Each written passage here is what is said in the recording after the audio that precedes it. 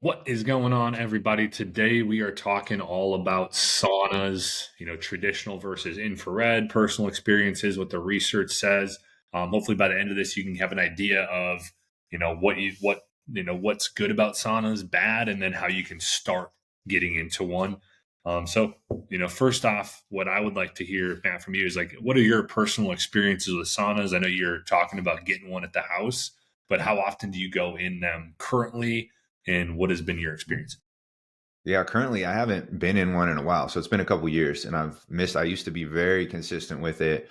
Used to go to a local 24-hour or bay club and just kind of do the steam or sauna. And now I've kind of cleared out a extra spare bedroom in the house. I'm like, why not just make this a recovery room? I've noticed that you probably, if you're on social media, you've been hearing it more and more, just the wave of social media and how popular they are. And so it kind of those and ice baths, right? And so it brought up like, maybe if I have the space for it, could we maybe put one in here? And from doing research, there's a huge price discrepancy here from your traditional sauna, right, that heats up to around that 200 degrees plus versus the infrared. So I don't have much experience with infrared saunas, but they seem like they're the more popular like home option to go with. So it'll be cool, kind of cool to dive into this. I'm used to more traditional saunas. They get really hot. They're up to 200. You don't spend as much time in there because the heat's so hot. Different way of heating you up, kind of, but that's the one I'm used to is like traditional 24-hour going in the steam or the sauna room. Honestly, don't have experience with infrared. My clients do, and they let me know that they get on average, I think, up to anywhere from like 140 to 160 degrees. So it's not quite as hot, but the way it goes about heating you up seems like it's a little bit different. So it's cool. Let's dive into it, man. What about you? What's your experience before we dive in? Yeah, similar. Mostly traditional. I have been infrareds before. I definitely vibe with the traditional a little bit better because I love the sweat. I like Yeah, getting me big too. sweat in. Me Um, too.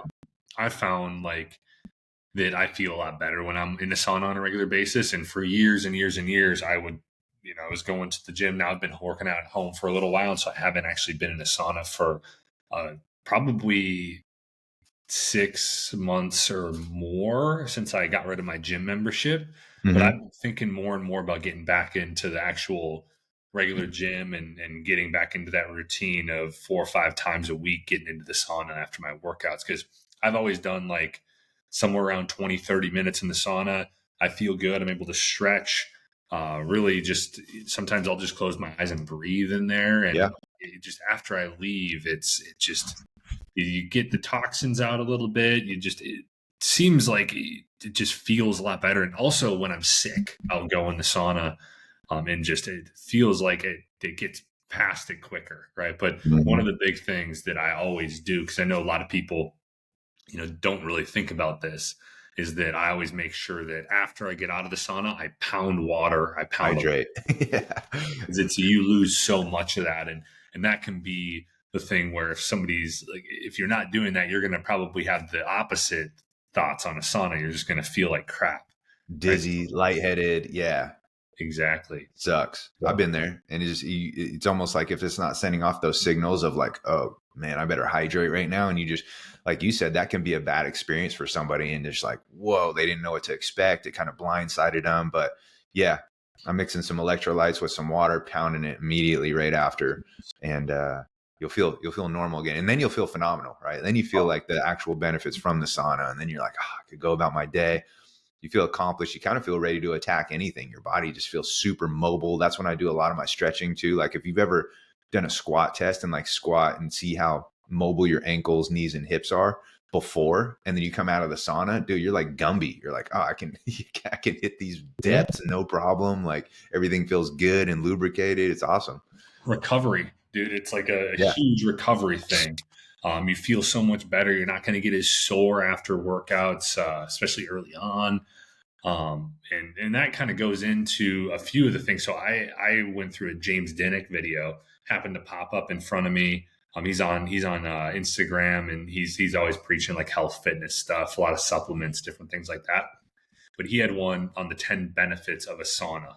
And I just expanded each one into like some research stuff that I did on them. So I figured we kind of just go through those 10 and talk about it. And one of them that we just talked about, he mentioned, this was actually towards the bottom of his thing. He talked about stretching, increased recovery. You're heating up the tendons and the ligaments, just leads to a lot much better stretch, more flexibility. And what I found on that is that it reduces, saunas reduce oxidative stress and inflammation, which speeds up that muscle recovery. In a 2015 study, found that sauna exposure post exercise significantly reduced delayed onset muscle soreness because it increases the blood flow, removes metabolic waste like lactate much faster, and then gives you that quicker recovery time period. And so that was a huge one there as well. And that was actually the last one he talked about. But going Okay, into cool. one of the things that I mentioned for me is immunity. I feel like for a while I haven't gotten sick very often, right? And I think that's a number of things, right? Like when you're prioritizing health and working out and moving and hydration and certain supplements and getting in the sauna and different stuff like that, it can be, I don't know if you can necessarily put your finger on one, necessarily thing that's going to be the reason for that. I think it's just kind of everything as a collective, but there's a lot of research out there that suggests that it's improved immunity because of and James mentioned release of heat shock proteins is a huge thing, and that's what I found out there as well. Is that heat shock proteins? Just so everybody knows, they're a group of proteins that help protect your cells from things like stress, and particularly heat stress. Right, so they are upregulated in response to heat, oxidative stress, toxins, and infections, which help the cells survive in harsh conditions. So they have like that protective role. It helps really important with diseases, cancers, disorders, infections, and stuff like that. So I thought that was really interesting and kind of just reaffirmed a little bit of what I've noticed is I get recover quicker from sickness, but also that I don't get sick as often. And obviously there's something there. Yeah, totally. And like obviously the research is showing it, which is pretty cool because now I'm like comparing it.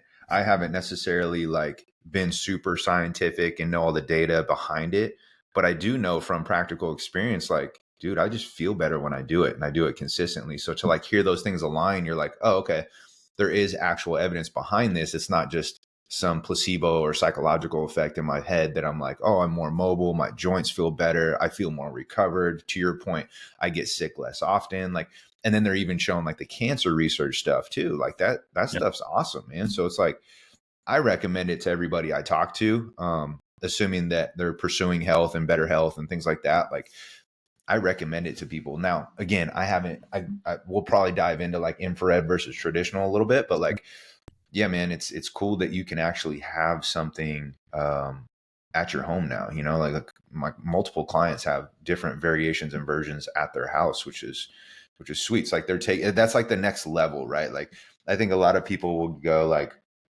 should I be doing sauna or should I, be implementing sauna in my normal routine? And they haven't even started with like adjusting their nutrition yet, or they haven't even gone consistently to the gym and focused on building strength and things like that. It's like, I think there is priority and precedence here, but it's like, yeah, if you're going to implement it, go for it. But I think I've seen people use saunas as like a crutch, almost like, oh, Yeah. okay, I'll do this because I can sit there and not do anything for 15, 20, 30 minutes, right? And I can feel like I'm getting healthier. It's like, well, you're Yeah. still eating fast food 5 times a day, right? Like you're still doing all the shit. So I think there is order of precedence there, but is it a step in the right direction? Sure, absolutely. So Yeah. And what you're talking about is the increased calorie burn because you got that. That's one yeah, of the benefits of it, right? It's going to increase your calorie burn. And I think that, yeah, people can rely on it, but when it's kind of indirect, right? It depends on the person. Like you're not going to burn as many calories as you think. hmm I looked into this a little bit more. It isn't a primarily fat loss tool, right? But it can kind of mimic light exercise, improve your metabolic efficiency. It said in here that a typical 30-minute sauna session at 175 to 212 degrees can burn 100 to 300 calories depending on the person. yeah, Right? Now, um, it talked about a 2019 study in the Journal of Human Kinetics found that passive heat exposure increased resting metabolic rate by 25 to 35%, leading to additional calorie expenditure.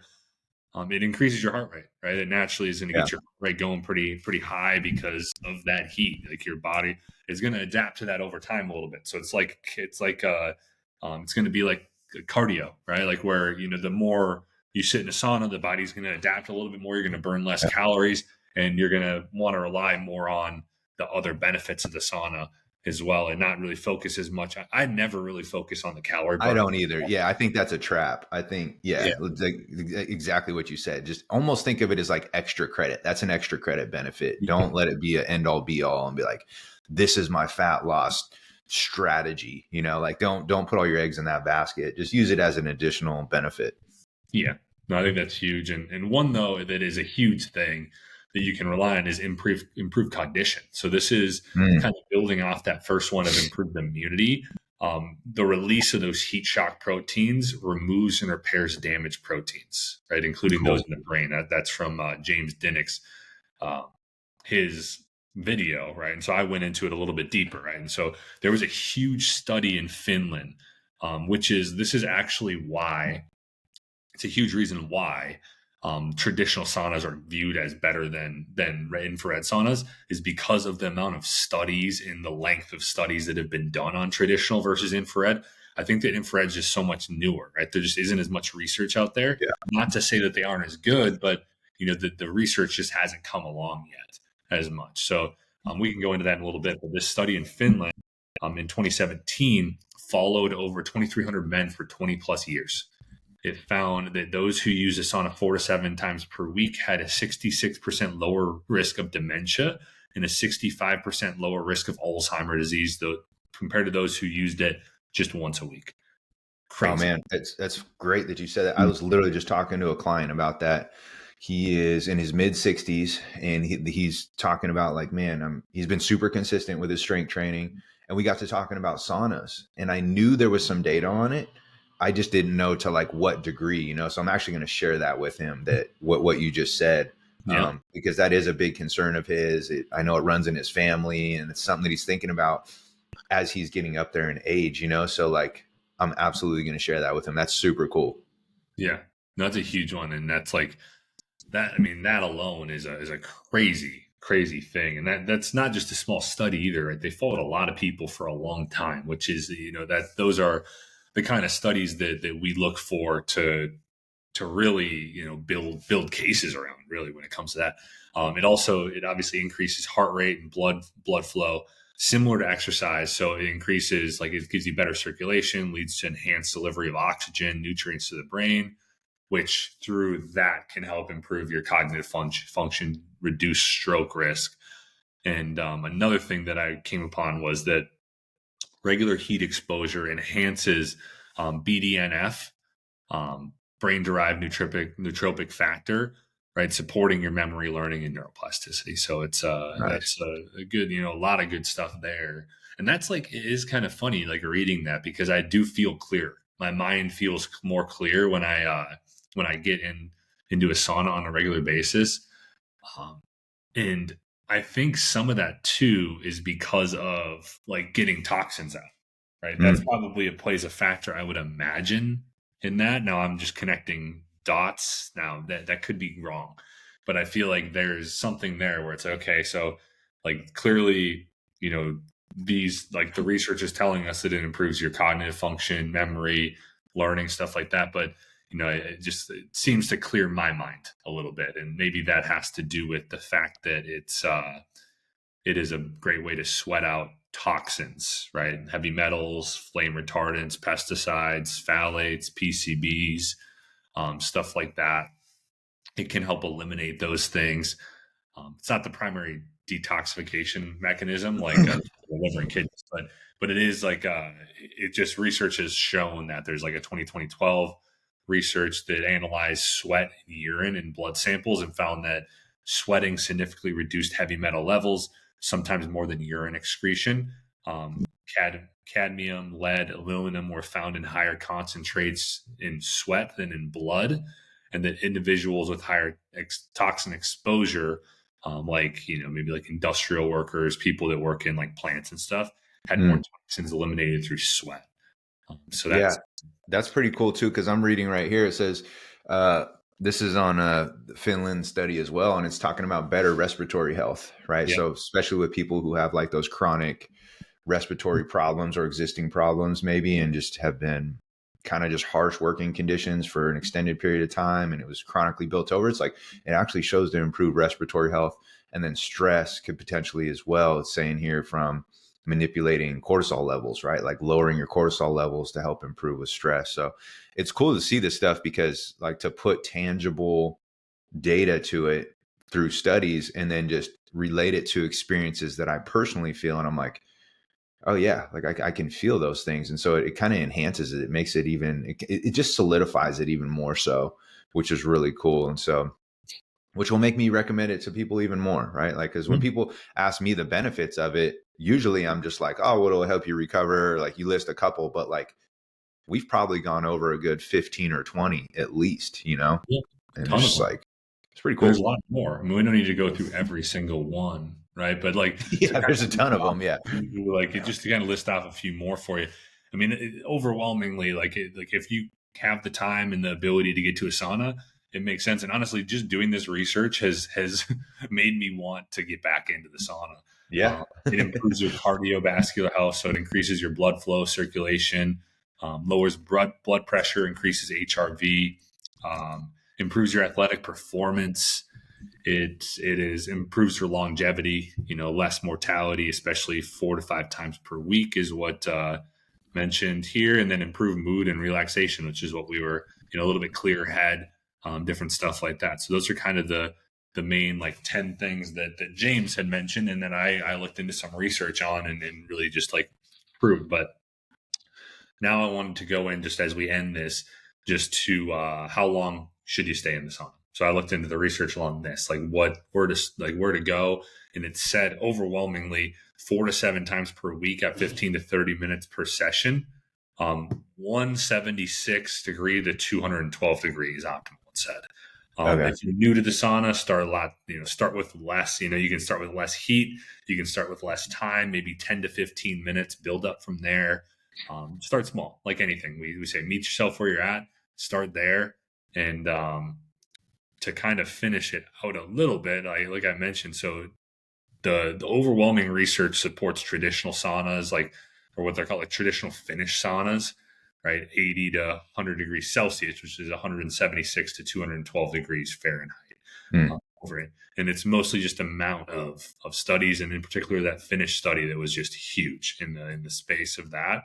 Infrared saunas are more going to be in that 113 to 140 degrees Fahrenheit, and I'm sure that they provide like the same benefits, right? I'm sure that they're probably similar, if not the same benefits, and but it's just there's not enough research out there. You're going to have a longer session, 30 to 45 minutes per potentially. It directly heats the body with infrared waves, so it is a different way of going about it. People who what I kind of wrote down is just a few notes, and then I'll let you kind of wrap us up with any thoughts, closing thoughts, and stuff. Um, People who are a little bit more intolerant to heat. There's going to be people out there who just can't stand it as much. Maybe you benefit more from infrared sauna. But anyway, either way, anything's better than nothing when it comes to a sauna, and just make sure that you build up, that you don't overdo it. I know I've done that before. You probably have as well, where you're sitting there too long and then you feel like shit. Mm-hmm. Always replace your electrolytes and hydrate. I personally don't like to do it while I'm doing it. But once I get out, I chug water. I make sure that I like get element or like salt. Yep. Like if you like got a lemon, like squeeze a lemon in water. And then if you pair it with cold therapy, like cold shower, cold tub, there's been a lot of proven things that say, or a lot of research that says it enhances the benefits and enhances your recovery as well. Nice. Yeah. And I think it sounds like it depends on price range too, right? Like you can get expensive infrared ones too, but from what I've seen, because I've been researching because I want to get one at the house, the traditional saunas seem to be more expensive, especially like the barrel saunas where they can Yeah. be outside, right? So you're looking anywhere from like a few grand on those. Whereas like they have some of these infrared saunas that get up to around 150 degrees. They have the Bluetooth and the LED lights and all the cool stuff on them and stuff for anywhere from like $1,000 to a couple thousand, like, you know, in that range, depending, like a 1, 2 person, 3 person, whatever you want, or whatever you have the room for. I will say this though, in my research, be careful too with, like, if you're a taller individual, like if you're over 6 feet, they look pretty cool like online, but if you're not looking at the measurements, and if they don't have a person standing next to them, I've seen a couple that are like 50 some inches, you know, and if you're a person who's over 6 feet, 70 whatever plus inches tall, like you're going to be crouching into this thing too. So keep that in mind. And then also kind of what space you have allotted for is something that I've kind of noticed in my own research as I'm currently looking for one right now. And yeah, just the space allotment. I think you brought up a really good point of like understanding where you're at in your journey. Don't make it a sole reliable calorie burner. Like, don't use it for that. That's a cool benefit because you do heat up and you are expending energy, which is great. But use that as like extra credit, and just have a more progressive approach, like you were talking about, dude. Like, start with 1 to 3 times a week. If you feel great, you feel consistent with it, and you want to bump it up, great. You can bump up the time duration, you can bump up the frequency, but just kind of, I think it comes down to trial and error. Because, like you said, I have pushed it too much or tried to, oh man, I can go another 5 minutes longer, and I get out and I feel like shit, right? So it's like, just be smart when it comes to that. And yeah, we'd be curious to hear if you guys have your own saunas, if you guys are currently using saunas, friends are using them. If you're thinking about getting one, any of that good stuff, let us know. And if you find any information on it, we always love to be updated as well. And as always, all we ask is share it with a friend, family member, somebody you feel like could benefit from it. And we will catch you guys on the next episode. Peace.